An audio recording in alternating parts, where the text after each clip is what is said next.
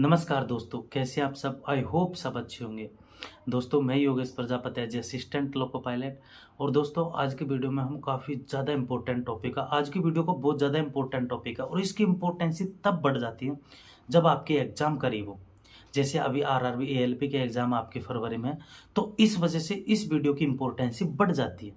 इसमें हम बात करने वाले कि शॉर्ट नोट्स किस प्रकार से बनाने चाहिए, क्योंकि अगर आपके पास शॉर्ट नोट्स हैं, शॉर्ट नोट्स बनाते हैं, तो डेफिनेटली आप अब तक भी कि 16 तारीख को भी एग्जाम है, तो भी आप कम से कम उनको शॉर्ट नोट्सों को बनाकर उनका कम से कम 10-10 बार रिवाइज कर सकते हैं।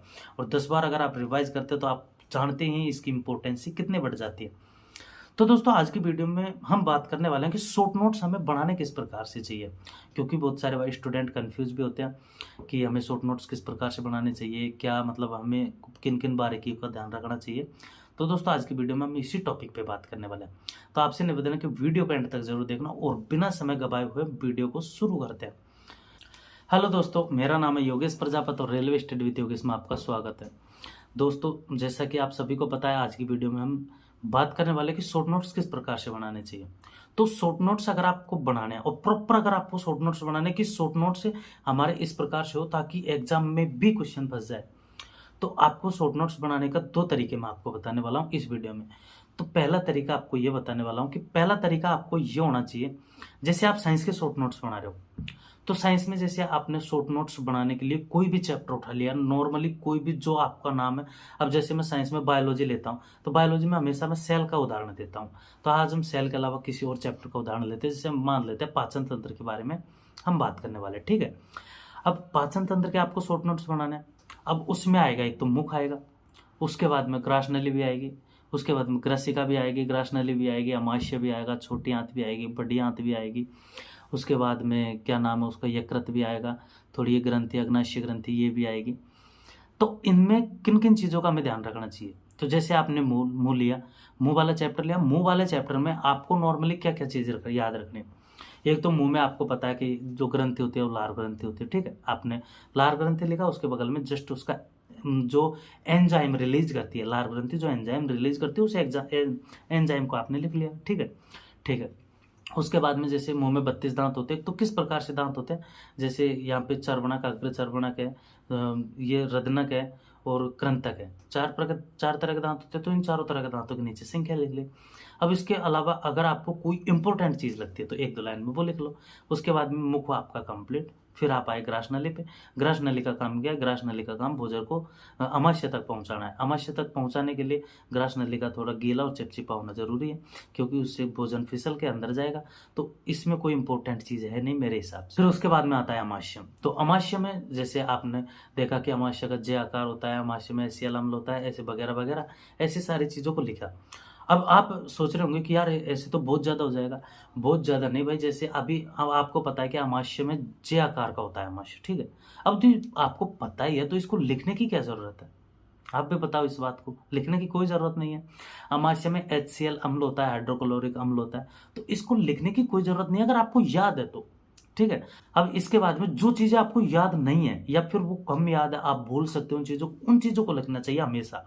मेरे हिसाब से शॉर्ट नोट्स वही काम में आते हैं जो आप कंफ्यूज में रहते हो और जो चीज़ें आपको याद नहीं है, क्योंकि अगर उन चीज़ों को लिखेंगे तो आप बार बार पढ़ के उन चीज़ों को इतनी अच्छी कर लेंगे कि जैसे आपकी जो चीज़ें परमानेंटली याद है वो भी परमानेंटली आपकी हो जाएगी।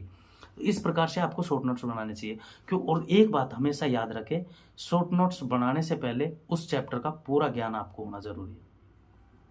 क्योंकि अभी जैसे मैं बता रहा हूँ आपको, अब आपने अमाशय को उतारने लग गए, अमाशय को भाई, अमाशय आपको पता नहीं है, अमाशय आपने पढ़ा नहीं है कभी, तो उसमें जे आकार भी आप उतारेंगे, एसियल अम्ल भी उसको उतारेंगे, सारे विश्लेषण, सारी चीज़ों का विश्लेषण वो आप सारी चीज़ें उतारेंगे।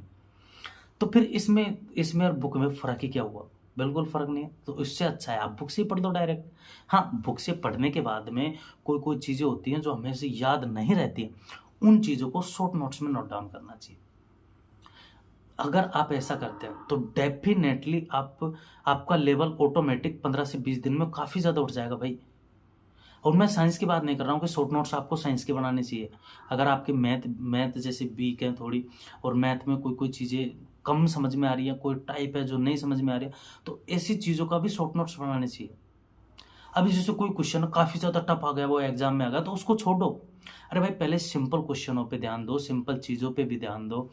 अब आपको बिल्कुल कुछ भी नॉलेज नहीं है और आप डायरेक्ट उठ के शॉर्ट नोट्सों पे जा रहे हो, उनकी ट्रिक्स लिख रहे हो, तो ऐसा नहीं करना चाहिए आपको भाई। मैं आपको सजेशन देता हूँ, जैसे अगर मैं आपको पाचन तंत्र के शॉर्ट नोट्स बनाने लगूंगा मैं, ठीक है। अब इसमें मुझे इतनी तो नॉलेज है कि भाई मुंह है, मुंह में एक लार ग्रंथि होती है, मतलब जो एमाइलेज क्या नाम है एंजाइम रिलीज करती है, फिर उसके बाद में ग्रसनी होती है, ग्रसनली होती है, उसके बाद में अमाशय होता है, छोटी आंत होती है। छोटी आंत जो मतलब 7.5 मीटर लंबी होती है। उसके बाद में जैसे छोटी आंत है, छोटी आंत में 3 तरह के एंजाइम पाए जाते हैं। यकृत ग्रंथि, यकृत से पित्तरस निकलता है, ये अग्नाशय ग्रंथि हैं। तो अब इन सारी चीज़ों को मुझे पता है, तो अब इनको तो मुझे याद करने की ज़रूरत नहीं है, जब ऑलरेडी मुझे याद है। अब मुझे वो चीज़ें याद करनी है ना जो मुझे याद नहीं है, तो उन्हीं चीज़ों के लिए शॉर्ट नोट्स हमेशा बनाएं। शॉर्ट नोट्स ऐसे नहीं बनाए जाते भाई कि डायरेक्ट आपने जैसे छोटी आंत लिख दी, उसके बारे में पूरा वर्णन लिखने बैठ गए भाई, वो शॉर्ट नोट्स नहीं है। शॉर्ट नोट्स आपके 1 से 2 पेज में होने चाहिए, और वो इतने तरीके से और इतने वो होने चाहिए कि जो चीज़ें आपको याद हैं वो उसमें बिल्कुल नहीं होनी चाहिए, जो चीज़ आपको याद नहीं है उसमें 100% होनी चाहिए। अभी जैसे मेरे शॉर्ट नोट्स अगर आपको मैं प्रोवाइड करूँ ना, तो मतलब जैसे मैं बना के प्रोवाइड करूँ तो वो आपकी किसी भी काम के नहीं है, क्योंकि मेरी नॉलेज और आपकी नॉलेज बिल्कुल बराबर नहीं है भाई। अब मैंने जैसे पढ़ रखा है, मुझे पता है मुझे कौन-कौन सी चीज़ें नहीं आती हैं, वो चीज़ों को मुझे पता है। अब मैं उन चीज़ों को ही तो लिखूँगा ना जो मुझसे नहीं आती है, जो मैंने नहीं पढ़ी है या फिर मैं कन्फ्यूज़ हूँ, उन चीज़ों को मैं शॉर्ट नोट्स में नोट डाउन करूँगा। अब आपको मतलब उन वो किसी भी चीज़ें नहीं आ रही है, तो आप ना तो उनको समझ पाओगे, ना उनको अच्छे तरीके से पढ़ पाओगे। तो शॉर्ट नोट्स हमेशा खुद के यूज़ करें, और जब से आप अगर खुद के नोट्स बनाने लग गए ना भाई, उससे आपका लेवल काफ़ी ज़्यादा बढ़ जाएगा। लेवल आपका उस प्रकार से बढ़ेगा कि जैसे आपने अमाशय में आधी चीज़ें आपने याद कर रखी है, आधी चीज़ों को शॉर्ट नोट्स में नोट डाउन कर रखा है, ठीक है। अब आपने कभी मॉक टेस्ट दिया, उसमें अमाशय का कोई क्वेश्चन आया, डेफिनेटली वो आपसे आ जाएगा। लेकिन मान लो अगर आपसे गलती से वो क्वेश्चन नहीं बन पा रहा है या फिर आपने कभी पढ़ा नहीं है, तो फिर उसको उस शॉर्ट नोट्स में नोट डाउन कीजिए। देखना आप ऐसे करोगे ना, लेवल ऑटोमेटिक बढ़ता भाई। ऐसे नहीं बढ़ता कि जैसे मैं बता रहा हूँ आपको कि ये बुक पढ़ लो उससे लेवल बढ़ जाएगा भाई। लेवल बढ़ाने के लिए खुद की मेहनत, सेल्फ स्टडी काफ़ी ज़्यादा मायने रखती है। और ये बारीकी चीज़ें हैं। शॉर्ट नोट्स बनाना कोई कला नहीं है। शॉर्ट नोट्स तभी बन पाएंगे जब आपको चैप्टर की अच्छी खासी नॉलेज है, और अच्छी खासी नॉलेज के लिए आपको पढ़ना पड़ेगा। आपको भी पता है, ऑब्वियसली बात है। तो इसी वजह से बोल रहा हूँ भाई, शॉर्ट नोट्स बना लो। शॉर्ट नोट्स काफ़ी अच्छी चीज़ है। इससे आपको एक तो सर्च करने का, ऊपर से जैसे आपको कोई क्वेश्चंस कहीं मॉक टेस्ट में कहीं से भी क्वेश्चंस पूछे जा रहे हैं, तो उस क्वेश्चन के बारे में जानना कि क्वेश्चन पूछा कहाँ से जा रहा है, मैंने कितनी कमी छोड़ रखी है अभी तक पढ़ने में। तो वो उन सारी चीज़ों का जवाब आपको उन अपने बुक से प्लस अपने नोट्सों से मिलेंगे भाई।